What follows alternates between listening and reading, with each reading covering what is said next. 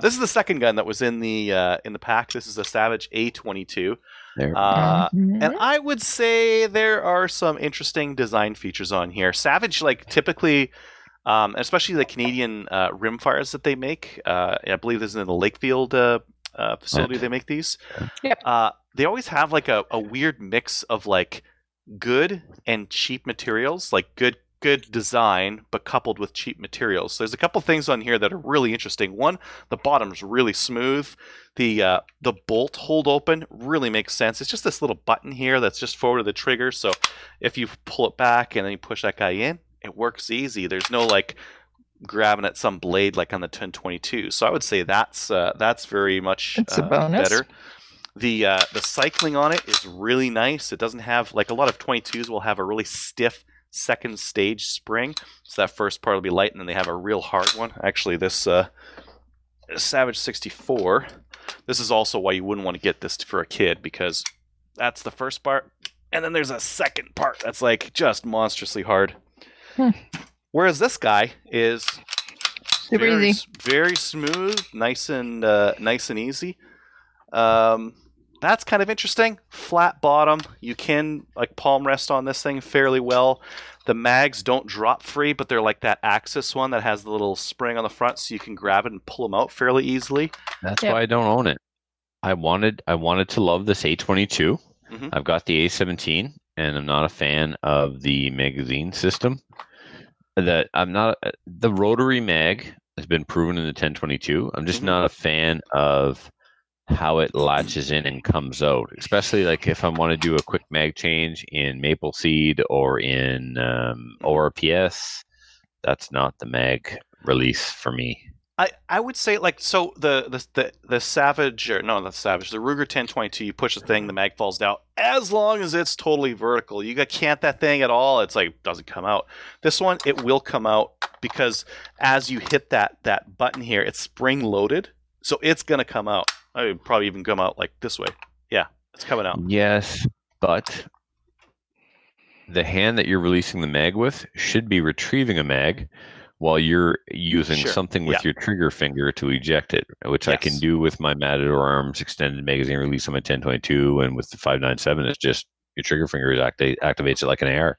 Yes, if for an IPSC style speed reload, it's not going to be as fast because you are using your left hand to pull it out. The mag itself, again, cheap, and like the design is like, there's some interesting things, but it's like combo cheap and aluminum and plastic. Is this aluminum? Together. It looks like pot metal. Like yes, you're right. Really crappy pot metal that's like painted, and this paint is going to cut. It's already starting to come off, and I haven't even shot this thing yet. It's going to come off, and I haven't had really cheap magazines. They're cheap magazines. They do have a banana mag you can get for it though, that has a bunch of rounds that'll put into it. Yeah, I've got it for my 17. Yeah, but like the other interesting thing, this is like a full size rifle. Like this is a decent like long barrel on there. This is an adult rifle, and a lot of 22s are diminutive, I guess. This one is not. It's a big adult rifle. And then the other thing I wanted to show was the takedown method on the bolt. So I've been doing like a lot of 22 reviews recently. There's a couple things that are always like a stickler for me.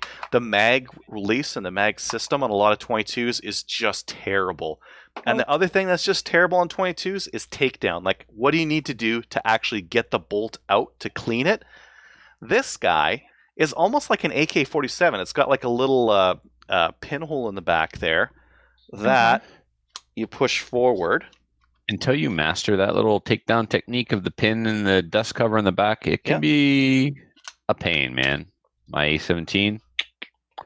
It's kind of neat though. I love the idea. It's like, that's that recoil spring and that little dog leg. That's just like on the T81 or the or your other like AK variants, right? And then the charging handle comes out because the firing pin was holding that, and then the bolt is going to come out as well. That's right so there. Sweet. Oh, so good, so good. I want it. Like I love that aspect to it. There's a couple other things that are like, did they have to get that cheap and cheesy with it? But that I really like. That's super interesting and super convenient. Yeah, super convenient. I would like to go and see the Savage plant. The Lakefield one, you mean, or the one in the Lakefield. Yeah? Yeah. Whoops. I'm- I need to That's check. been around yeah. a long time. Well, now I don't know where they are right now. It's the same place they've always been, but Yeah, they're in Lakefield. the They're exact same right building down- they've always been in. Yeah. That's Yep. cool. They're still making like the Savage 64, 1964 is that design Yeah. that from Kui though. Kui started with that one, I believe. Yeah. But such an interesting designed rifle. I have seen one of these go down before, but I don't know. How's the reliability been on yours, Trevor? My what now? My Your A17. Oh, I've got it back together. 100%. This is like way faster than you'd ever do any other 22. To take the bolt out of another 22, I would need like a couple of different Allen keys and a flat to. Punch and Oh yeah. it's been 100%